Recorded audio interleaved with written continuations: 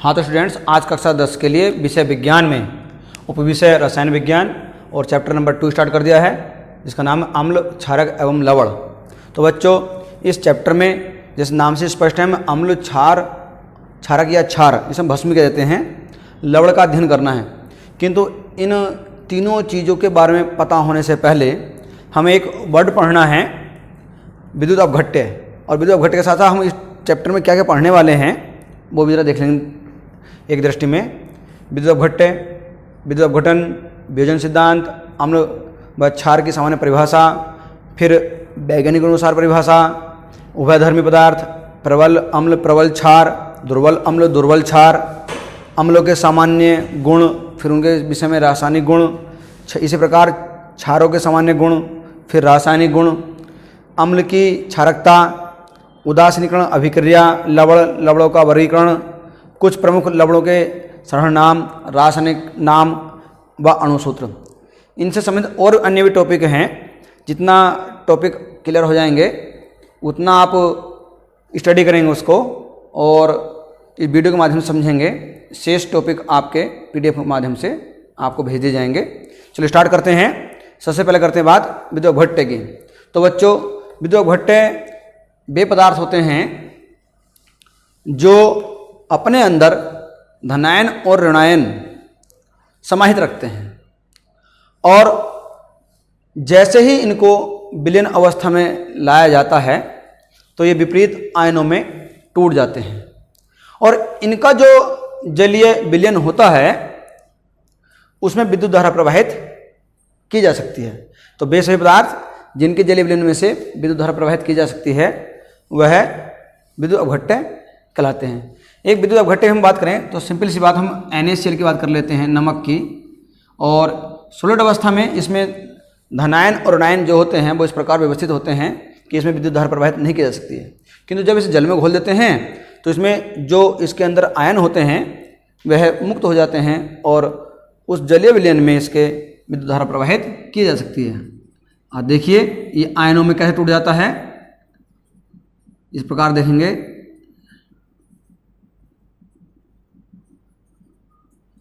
NaCl sodium chloride जलीय विलयन अवस्था को हम एक्वस से लेते हैं, AQ शॉर्ट फॉर्म में इसकी। ये एक उत्क्रमणीय अभिक्रिया होती है। इसमें फिर जब जल में घुलने के बाद क्या होता है, ये लिक्विड अवस्था में आने में क्या होता है, ये Na कैटायन और Cl anion ये घुल जाता है। जल की बात करते हैं साथ साथ में, तो जल भी हमने, क्योंकि विलयन जल में लेंगे इसका, ठीक। तो जल क्या होगा आपका, ये H कैटायन एक्वस फॉर्म में और OH anion एक्वस फॉर्म मिल जाएगा। तो जब हम इसको मिला देंगे दोनों को तो आप क्या देखेंगे, NaCl एक्वस अवस्था में, जल एक्वस अवस्था में, रिवर्सिबल का साइन ले लेंगे।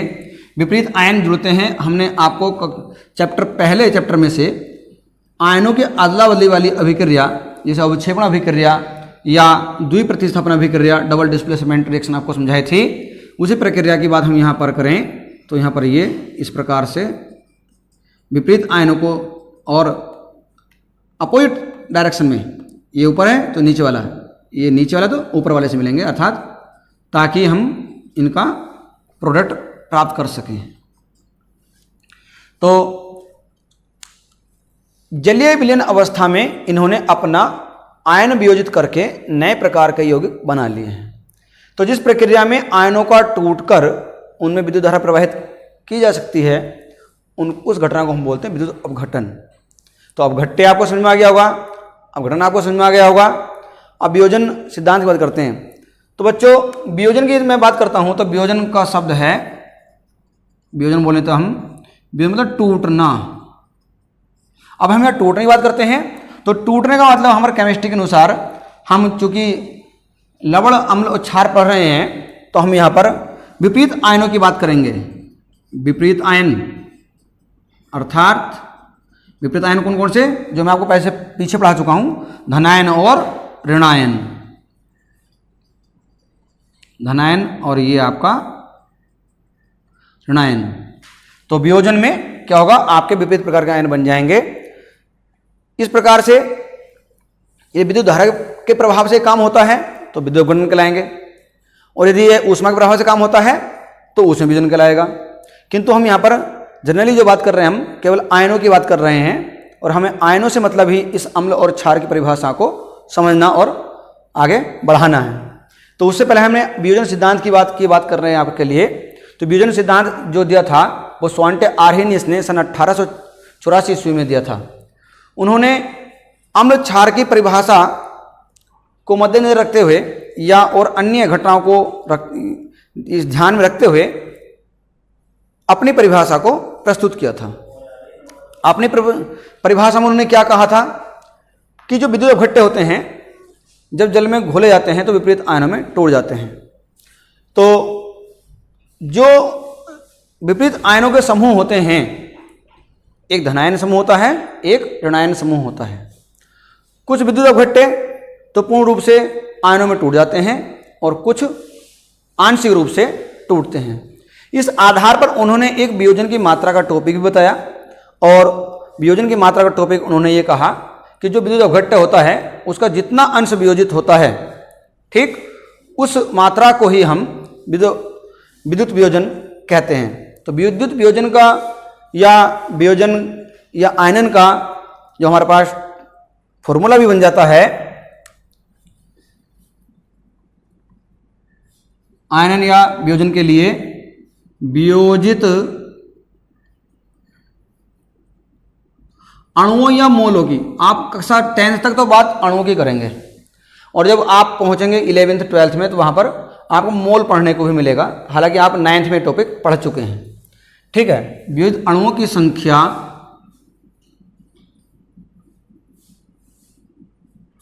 बटे पदार्थ में कुल अणुओं की संख्या। वियोजन की मात्रा को हम परसेंट में भी लिख सकते हैं और इस वियोजन की मात्रा के आधार पर ही हमने जो है अम्लों में और अम्लों की और क्षार की परिभाषा को बड़े आसानी से हम इसको जस्टिफाई कर पाए। तो अगली बात करते हैं, हम कहें कि अम्ल और क्षार की सामान्य परिभाषा फिर क्या है। तो सबसे पहले वियोजन सिद्धांत के अनुसार हम अम्ल क्षार की दृष्टि से ना देखते हुए हम सामान्य परिभाषा की बात करते हैं।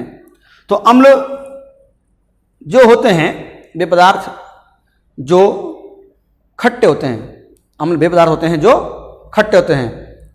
सब्सटेंस विच है सॉर इन टेस्ट नोन एज एसिड्स। अब अम्ल की बात ये हुई और क्षार की बात करते हैं। क्षार वे पदार्थ होते हैं जो स्वाद में तीखे, कसैले या कड़वे होते हैं। Bases are which has bitter in taste. अब तीखे, कड़वे, जलन उत्पन्न करने वाले ये सब पदार्थ क्या हैं? आपके क्षार हैं।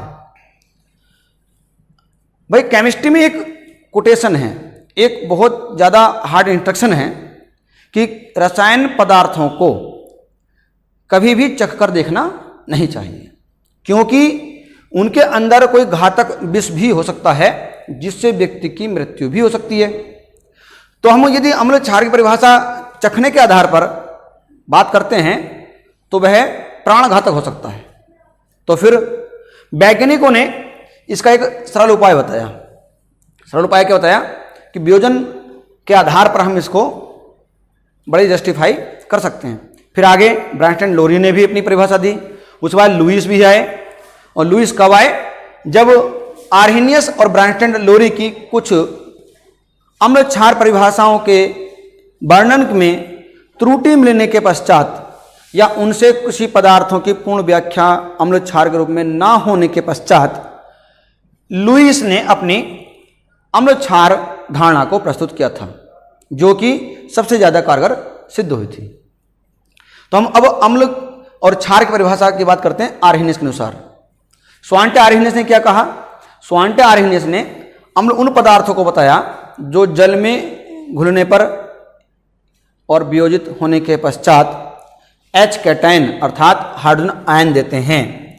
मैं एक इसी के लिए एक एग्जाम्पल आपको देता हूं। जैसे हमारे पास HCl है, एक्वस अवस्था में हमने इसको लिया, तो ये H कैटायन एक्वस अवस्था में और ClNN एक्वस अवस्था में दिखाई दे रहा है। चूंकि इसने H कैटायन दिया तो आर्सेनिस ने इस पदार्थ को क्या बोल दिया, अम्ल है ये। अब दूसरी बात करते हैं क्षार की। आर्सेनिस ने फिर ये कहा कि जो पदार्थ जलीय विलीन अवस्था में आकर के विस्थापनीय OH एनायंस देते हैं, मतलब हाइड्रोक्सिल आयन देते हैं, उनको क्षार कहते हैं। इसका एग्जाम्पल ले लेते हैं हम, NaOH, Na कैटायन और OH एनायन।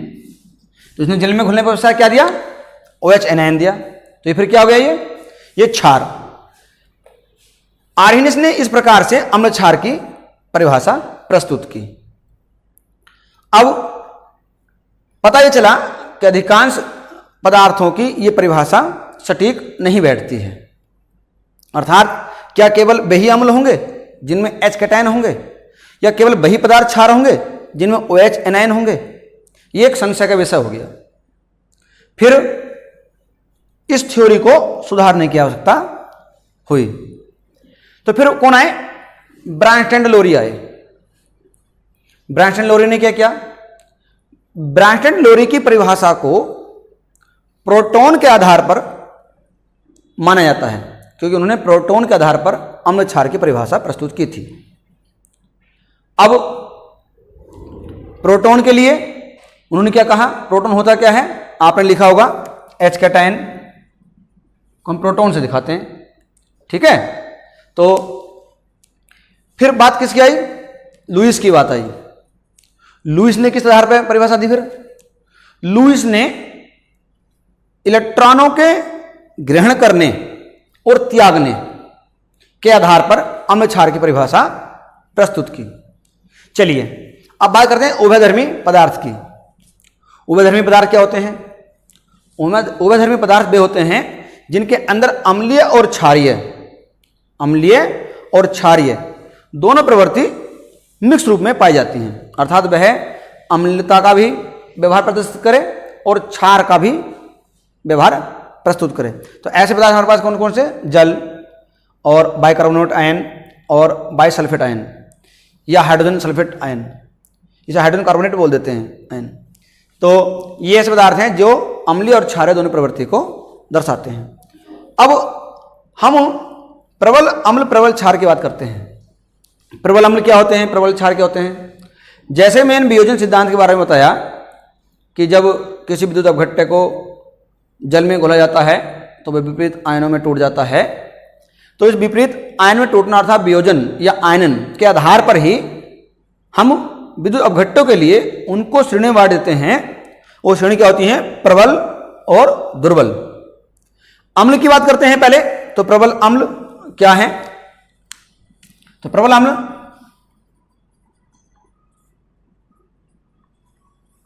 वे पदार्थ होते हैं जो विलयन अवस्था में आने पर अर्थात जल में घुलने पर अपने सभी अणुओं को पूर्ण रूप से आयनों में अर्थात H कैटायन्स में वियोजित कर देते हैं, अर्थात उनका लगभग पूर्ण रूप से आयन हो जाता है। अब जब पूर्ण रूप से आयनन हो जाता है तो ऐसे कुछ तत्व, ऐसे पदार्थ होने चाहिए, जैसे आपका HCl, आपका H2SO4, HNO3, ऐसे पदार्थ हैं, ऐसे रासायनिक पदार्थ हैं जो प्रबल अम्ल की श्रेणी में आते हैं, अर्थात इनका पूर्ण रूप से लगभग पूर्ण रूप से आयनों में परिवर्तन हो जाता है, अर्थात इनके H कैटायन्स पूर्ण रूप से मुक्त हो जाते हैं। अब H कैटायन इसके कैसे मुक्त होते हैं ये देख लेंगे। जैसे HCl है, मैंने भी आपको बताया था, तो क्या होगा, ये H कैटायन और ये Cl एनायन एक्वस स्टेट में रहेगा ये, ओके। ऐसे ये टूट जाएंगे। H2SO4 है, एक्वस अवस्था में लेंगे तो 2H, चूंकि ये दो हैं H कैटायन्स, तो यहाँ से दो हाइड्रोजन परमाणु जब यहाँ से हटेंगे तो इस पर दो चार्ज ऑटोमेटिकली माइनस के आ जाएंगे। ऐसे HNO3 लेते हैं हम, एक्वस स्टेट में, ये भी एक्वस स्टेट में है, तो क्या होगा, ये H कैटायन प्लस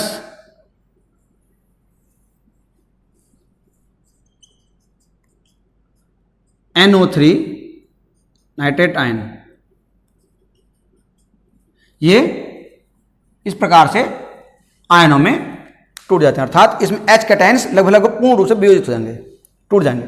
अब बात करते हैं प्रबल क्षार की। सेम धारणा इसी प्रकार क्षार की होती है कि क्षार पेय पदार्थ, प्रबल क्षार पेय पदार्थ हैं जो जलीय विलयन अवस्था में पहुंचते ही अपने OH एनायंस को पूर्ण रूप से मुक्त कर देते हैं, अर्थात पूर्ण रूप से वियोजित हो जाते हैं, अर्थात उनका आयनन लगभग पूर्ण हो जाता है। तो जैसे आपका NaOH, KOH, ये सब इस प्रकार के क्या है, एक प्रबल क्षार के उदाहरण हैं। ये भी टूट जाएगा इस तरह से, Na कैटायन OH एनायन, ये टूट जाएगा K कैटायन और OH एनायन में। चलिए अगली बात हम कहाँ करते हैं, दुर्बल अम्ल दुर्बल क्षार। जिस प्रकार से आपने प्रबल अम्ल प्रबल क्षार की परिभाषा पढ़ी, लगभग पूर्ण रूप से वियोजन या आयनन हो जाता है और H कैटायन मुक्त और OH आयन पूर्ण रूप से मुक्त हो जाते हैं। तो इसमें थोड़े आपको परिवर्तन क्या करना है, अगर आयनन पूर्ण रूप से नहीं हो रहा है, ठीक, आयनन पूर्ण रूप से नहीं हो रहा है तो दुर्बल होंगे। और दुर्बल कौन कौन से होंगे, अगर वो H कैटायन कम दे रहा है अपेक्षाकृत अपनी क्षमता के अनुसार तो दुर्बल अम्ल हो जाएगा, और अपेक्षाकृत OH एनायन कम दे रहा है तो वह तुलना के अनुसार अपने दुर्बल क्षार हो जाएगा। ठीक है, चलिए अब ऐसे कौन कौन से एग्जाम्पल हमारे पास हो सकते हैं। प्रबल अम्ल की बात करते हैं हम, जैसे दुर्बल अम्ल की बात करते हैं HCN। जब हाइड्रोसाइनाइड को हम जल में घोलते हैं, ये उसका आयनन करते हैं, तो उसका आयनन बहुत स्लो होता है और पूर्ण रूप से इसका आयनन नहीं हो पाता है। तो ये H कैटायन और CN एनायन इनके बहुत स्लो प्रोसेस में और कम दर से होते हैं। चलिए, तो कैसा है, ये आपका दुर्बल अम्ल हो गया। ऐसे आप हम करते हैं, एक एग्जाम्पल आपको देते हैं हम, सिंपल सा एग्जाम्पल एसिटिक अम्ल का देते हैं। एसिटिक अम्ल आपका, ठीक, ये आपका क्या है, ये भी एक दुर्बल अम्ल है। दुर्बल अम्ल है तो क्या होगा, जब हम इसको एक्वस अवस्था में लेंगे तो क्या होगा, ये CH3 COO एनायन के रूप में और H कैटायन के रूप में वियोजित हो जाएगा, किंतु इसका वियोजन दर भी बहुत स्लो है। चलिए, तो इस प्रकार के क्या होंगे, ये दुर्बल अम्ल है। बात करते हैं दुर्बल क्षार की। दुर्बल क्षार में NH4OH है, ठीक, जब इसको जल में घोलेंगे तो इसका भी OH आयन अर्थात हाइड्रोक्सिल आयन बहुत अपेक्षाकृत क्षमता अनुसार कम होता है, तो ये भी क्या होगा, आपका दुर्बल क्षार हो जाएगा।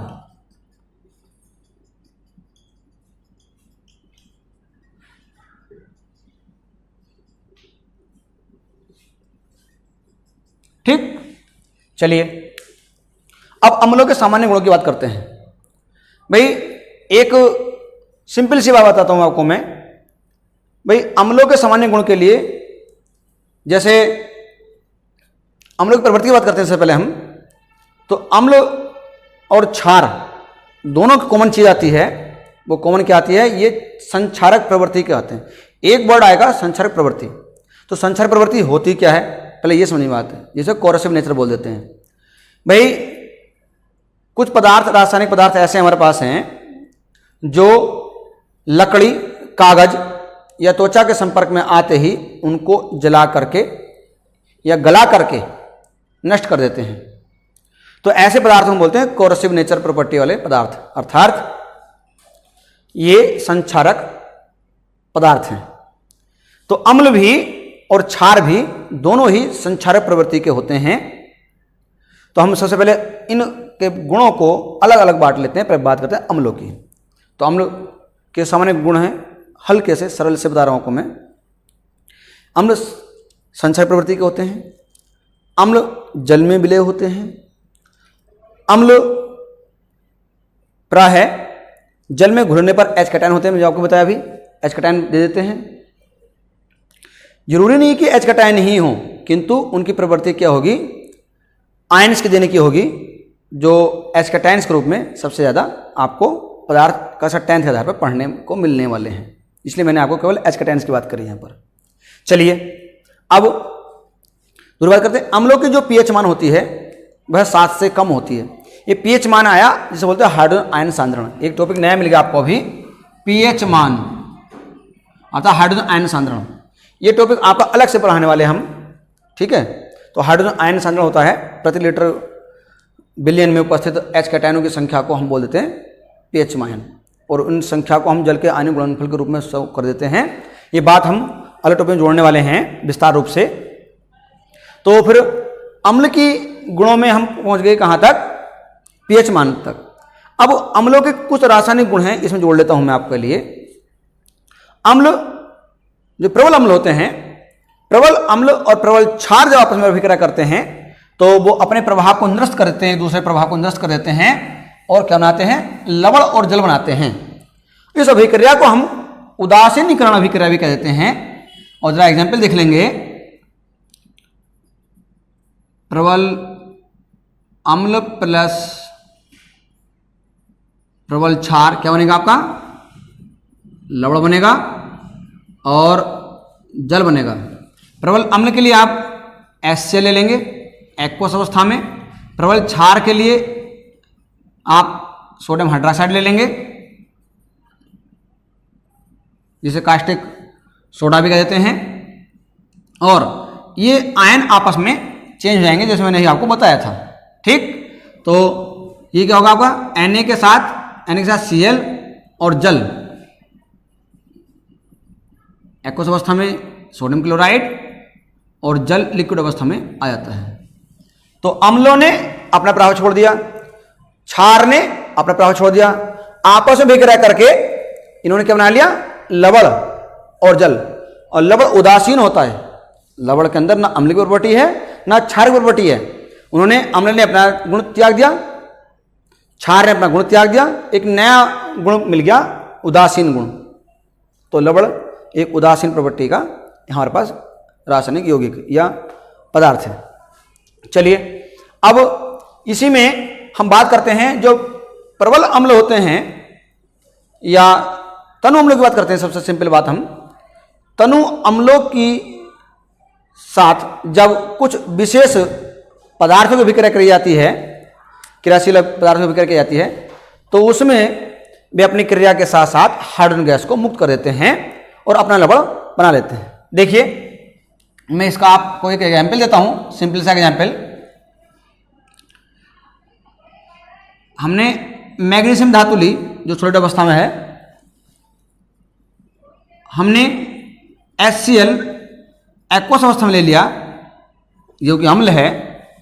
जब अभिक्रिया करेंगे तो ये Mg के साथ Cl मिल जाएगा, MgCl2 बन जाएगा।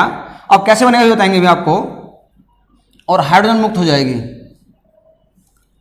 चूंकि यहां पर H के कितने हैं, 2 हैं, यहां सिंगल हैं, तो यहां डबल कर लेंगे। पहले चैप्टर में मैंने आपको रासायनिक समीकरणों को संतुलित करना सिखा दिया है।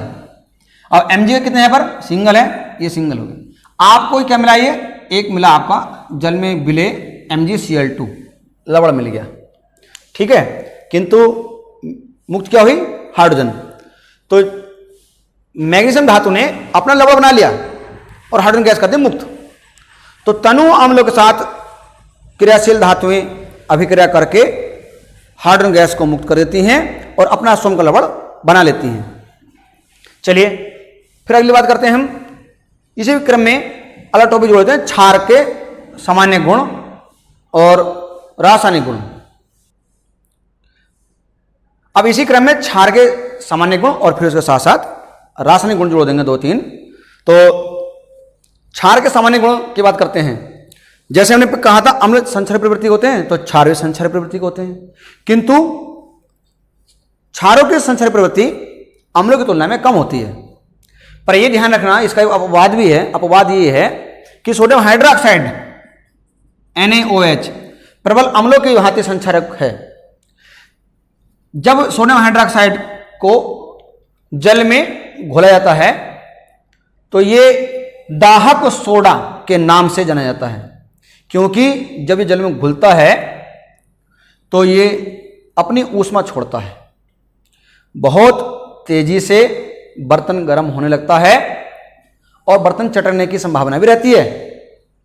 यदि ये सोडियम हाइड्रोक्साइड का जली विलयन, ताज़ा जली विलयन त्वचा पर गिर जाए तो फफोले भी डाल देता है, इसीलिए इसको हम ब्लिस्टर सोडा भी कहते हैं, दाहक सोडा के नाम से ये जाना जाता है। चलिए, तो आपको एक प्रॉपर्टी याद हो गई, अब दूसरी बात करते हैं। क्षार की पीएच मान 7 से अधिक होती है। पीएच वैल्यू थोड़ी हमने कक्षा 9 को समझाई थी, तो मैं थोड़ा सा टॉपिक बता देता हूँ। पीएच पैमाना होता है, एक सोरेनसन नाम के साइंटिस्ट थे, उन्होंने पीएच को दर्शाया था और उन्होंने इस पीएच वैल्यू को 0 से लेकर के 14 तक बांट दिया था। 7 से कम और 7 से ज़्यादा के आधार पर अम्ल और क्षार की परिभाषा दी थी। यह हमने क्षार का वर्णन किया जाता है। जो 7 से कम की बात करते हैं 0 तक तो वो अम्ल होते हैं, 7 से अधिक बात करते हैं तो वो क्षार होते हैं, जो 7 है वो उदासीन है। तो उन्होंने अपने स्केल में अम्ल, क्षार और उदासीन पदार्थों की पीएच मान ज्ञात करने के लिए बहुत विस्तृत वर्णन किया है। ये टॉपिक आपका नेक्स्ट मिलने वाला है। आगे चलिए। फिर क्षार साबुन की तरह चिकने और मुलायम होते हैं।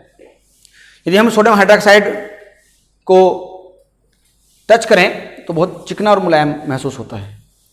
इसका प्रैक्टिकल मैं आपको एक अलग से शो करके आपको दिखाऊंगा, ठीक है। चलिए, अब बात करते हैं इनके कुछ रासायनिक गुणों की बात करते हैं। तो रासायनिक गुणों के साथ साथ एक बात ध्यान रखनी है कि जिस प्रकार से अम्ल और क्षार हैं दोनों जल में मिले होते हैं, ठीक है। तो मैं एक बहुत मोस्ट एग्जाम्पल आपको बता रहा हूं साबुनीकरण अभिक्रिया का, अर्थात साबुनीकरण अभिक्रिया भी उसमें आ जाएगी और इसका एक विशेष गुण भी आ जाएगा। तो मैं बात कर रहा हूं पर आपके प्रबल क्षार के लिए। प्रबल क्षार जब तेल या वसा अम्लों से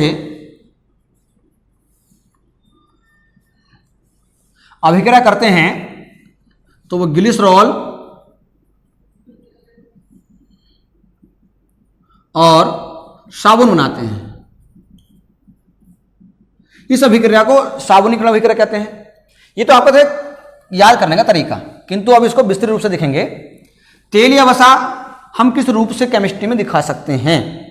तो आप एक एल्किल समूह याद कर लीजिए R, और R की वैल्यू C17H35 से हमेशा बड़ी रख लीजिए।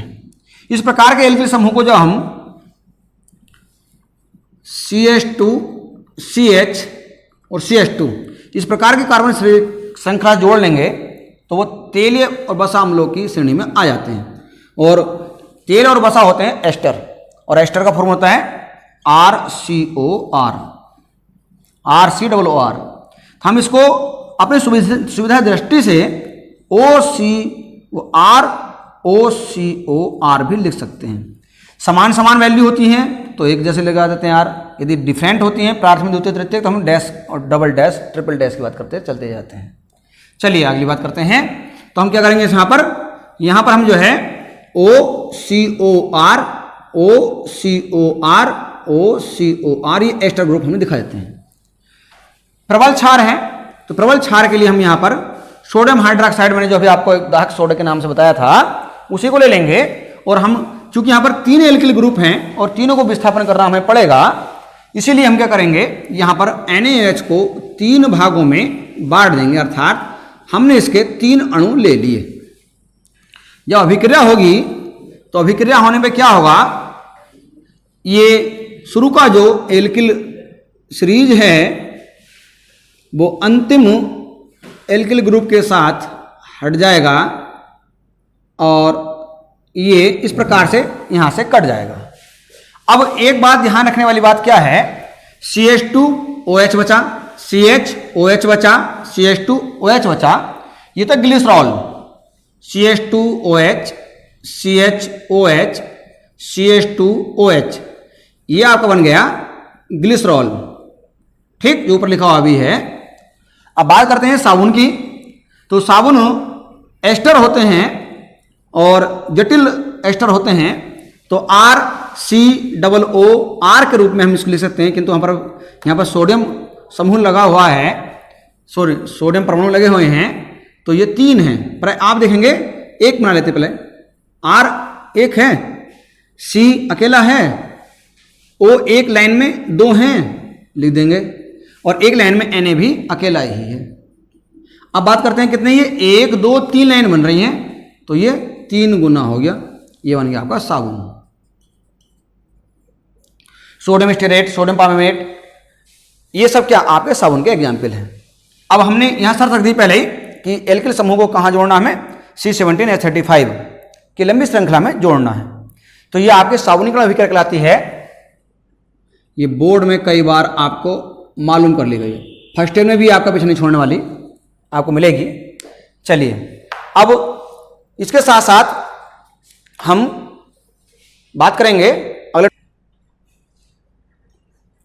हाँ, तो अब बात जो अगले टॉपिक की आती है वो अम्ल की क्षारकता। ठीक, एक टॉपिक इसमें आ जाएगी अम्ल की क्षारकता के साथ साथ क्षारक की अम्लता।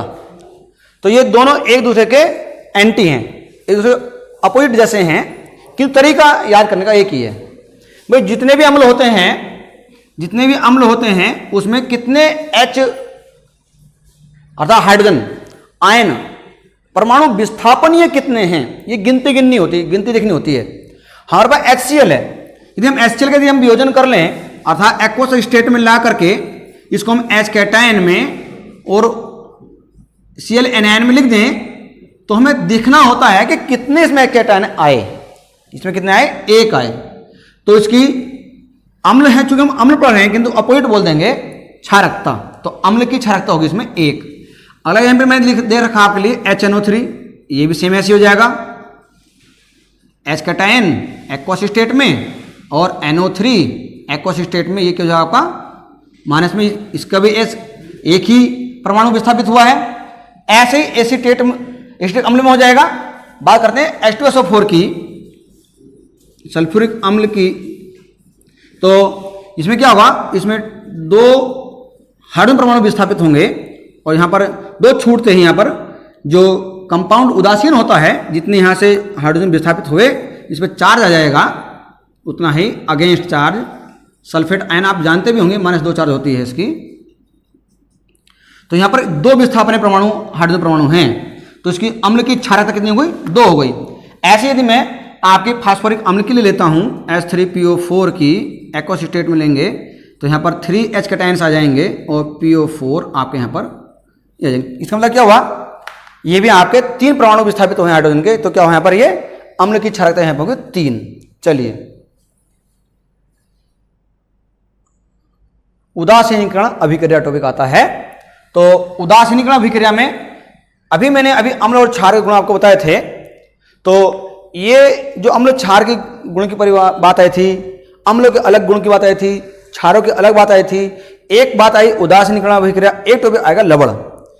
इन चारों टॉपिक में आपके साथ एक रिएक्शन इतनी कॉमन है, इन चारों में कोई सा एक टॉपिक आ जाए बोर्ड में, ठीक, या हमारी होम परीक्षा में आ जाए, तो एक रिएक्शन से काम हो सकता है यदि केवल एक ही टॉपिक मालूम करा है तो। ठीक है, यदि दोनों टॉपिक मालूम कर लिए तो आप कोशिश करें दूसरा एग्जाम्पल लिखने की। तो पहली बात करते हैं, हम कहें कि उदासीनीकरण अभिक्रिया के लिए, तो उदासीनीकरण अभिक्रिया क्या होती है, सुन लें ध्यान से। प्रबल अम्ल और प्रबल क्षार, प्रबल अम्ल और प्रबल क्षार जब जलीय विलीन अवस्था में अपने साथ अभिक्रिया करते हैं एक दूसरे से, तो वह अपने एक दूसरे के प्रभाव को अर्थात अम्ल अम्ल का प्रभाव और क्षारक क्षारकता का प्रभाव खत्म कर देते हैं और उदासीन पदार्थ बना लेते हैं जिसका नाम है लवण, और जल मुक्त कर देते हैं, जल को रिलीज करते हैं। अब देखिए, एक आपका H से ले लिया हमने, प्रबल अम्ल ले लिया, प्रबल क्षार ले लिया हमने, NaOH ले लिया, और जब अभिक्रिया करेंगे तो क्या होगा, ये NaCl बन जाएगा और जल। तो ये ये अभिक्रिया कहाँ पर आ गई? अम्लों में भी आ गई, अम्ल के लिए, अम्लों के गुण में। यह अभिक्रिया क्षारों में आपको मिलेगी पढ़ने के लिए। यह अभिक्रिया आपको उदासीनीकरण अभिक्रिया में मिल जाएगी, ठीक। और उदासीन करने के लिए सासा टॉपिक आएगा, लवण में भी यह अभिक्रिया आपको मिल जाएगी।